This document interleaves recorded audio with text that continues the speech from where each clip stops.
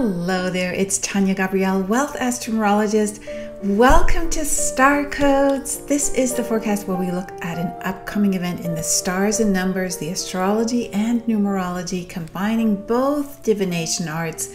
They're really sister divination arts, and we get insight into this coming event so that we are poised and ready to leverage it and make the most of the cosmic energy. And in this case, we are covering the Aquarius new moon, which is actually a supermoon, meaning the moon is closer to Earth than usual, so it appears bigger. And I know it's a new moon, but it truly still has the same impact on us. Now, it happens on January 21st at 8:53 p.m. Universal Time in London. That's 3:53 p.m. Eastern Time and 12:53 p.m. Pacific Time. And you don't need to be an Aquarius to benefit from this forecast. It impacts everyone because you have 12 signs in your birth chart, 12 houses in your birth chart, and this new moon takes place in one of those houses in your birth chart, impacting you as much as any Aquarian. So, this is the third consecutive new moon at 1 degrees. It's the first new moon of the new year, 2023. So that means we had 2 new moons at the end of 2022 that were at 1 degrees, signifying the new beginnings energy in play now. And then we actually will have 2 more to go in 2023, so 3 total and 5 overall at 1 degrees. So that really indicates a new life. And this new moon is completely symbolized by living a new life, starting fresh, new beginnings. So Aquarius is an air sign. Aquarius is basically asking us with this new moon to look at things from a new perspective, to consider life and decisions from a new way of perceiving things, using your intuition a lot more, meaning listening to your heart, welcoming breakthroughs, welcoming change, and being very, very open to shift with that number 1 and new moon energy. Aquarius is an air sign. Air signs are connected to media, to info, to data, and your new life is really going to be helped by you tuning out data that is really not helping you, not uplifting you, but just adding to more clutter in your mind. And it's going to be assisted by you tuning in to your higher mind, your intuition, which is what Aquarius represents. Aquarius is connected to genius and invention and adventure and freedom. So we're in the midst of this big change into the new year. This year of 2023 is going to be very different than the last 3 years, which were more stagnant energy in a sense, to really hone in on those frequencies we needed to partake in. And now the energy is very shortly going to be moving rapidly forward. In fact, very soon after the Aquarius new moon on January 21st, we have Uranus stationing direct literally hours later on January 22nd. Uranus rules Aquarius. So this is a very big moment because the Aquarian age is the age we're moving into, and in the process of changing from the Piscean to the Aquarian. Uranus is the ruler of this new moon, and Uranus is literally ending its retrograde and stationing direct, moving forward. And not only that, Uranus is the final planet to station direct. And then we're going to have a 3-month period where no planet is retrograde. So Mars stationed direct on January 12th, Mercury on January 18th. That's when the Mercury retrograde ends. And then Uranus on January 22nd. And then right before that is the Aquarius new moon. So this indicates that the 1 energy, the 1 degree new moon, sequential 5 consecutive new moons, is rapidly taking off. In fact, this new moon, the Aquarian one, is the middle of the 5. So it's at the pivot point. So everything's pivoting. The planets will all be direct. The final one to move direct is Uranus, the ruler of this Aquarian new moon. Aquarius is the age we're in the midst of moving into. It's the age of awakening. Aquarius governs finding inventive solutions, looking to the future, leaving the past. So Aquarius rules the 11th house in astrology, which is all about community, the groups that we belong to, that we connect with. It's all about connection in that sense, and the future. So it is connected to the humanitarian nature, and it is connected to making long-range goals and being filled with innovation, with brilliance, with eccentricity, with genius, with the unconventional, with uniqueness, and being open to surprise, excitement, because that's where adventure and freedom come into play.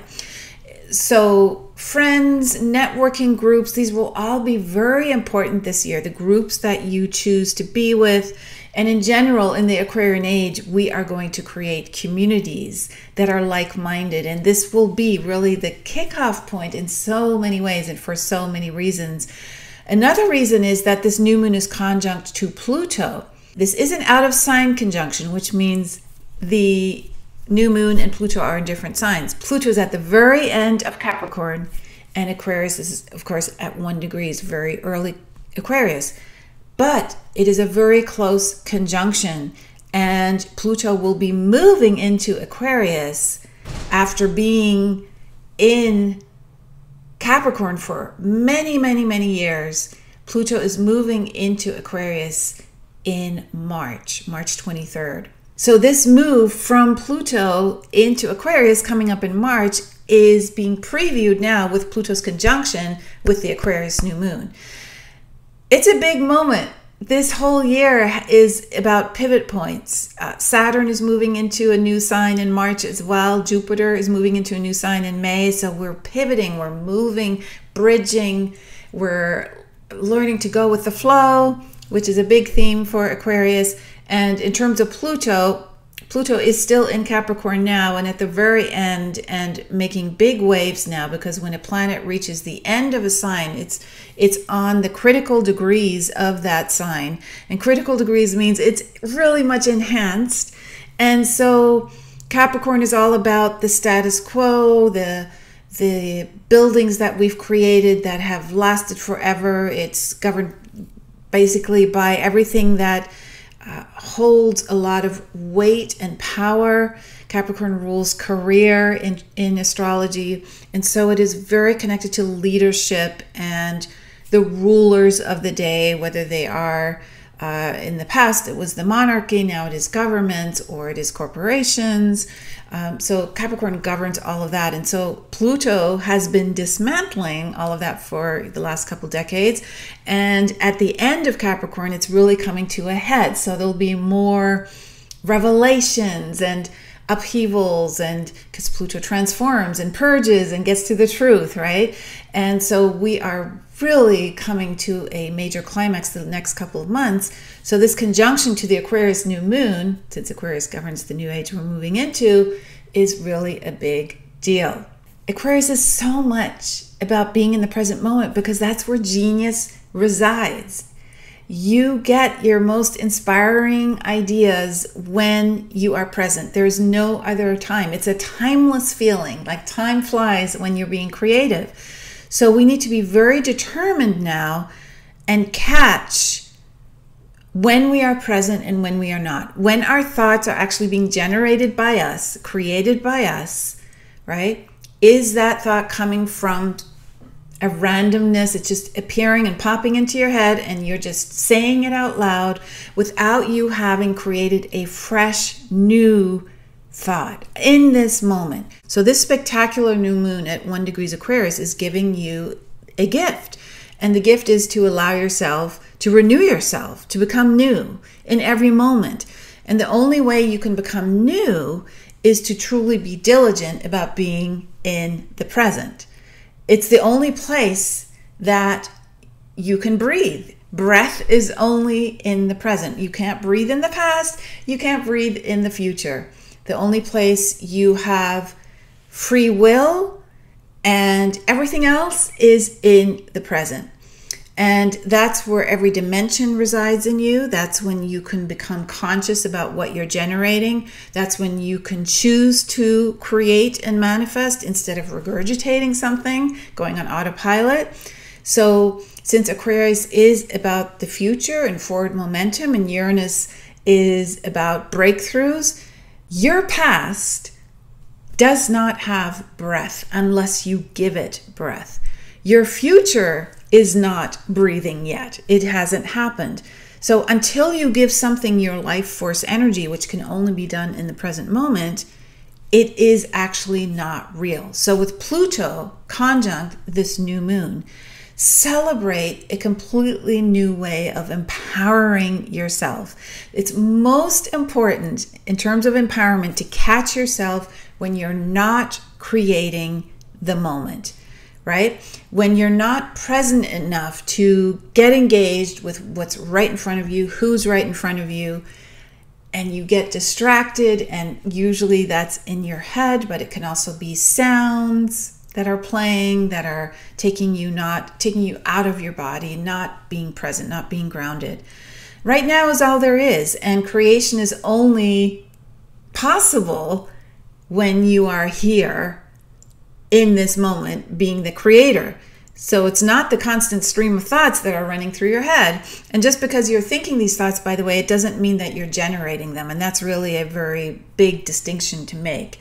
So the present to give yourself is to be in the present. That's the greatest gift. And everything you ever wanted is attainable in the present moment, right now, because it's the only place that you can set an intention. You can't set it yesterday. You can't set it tomorrow.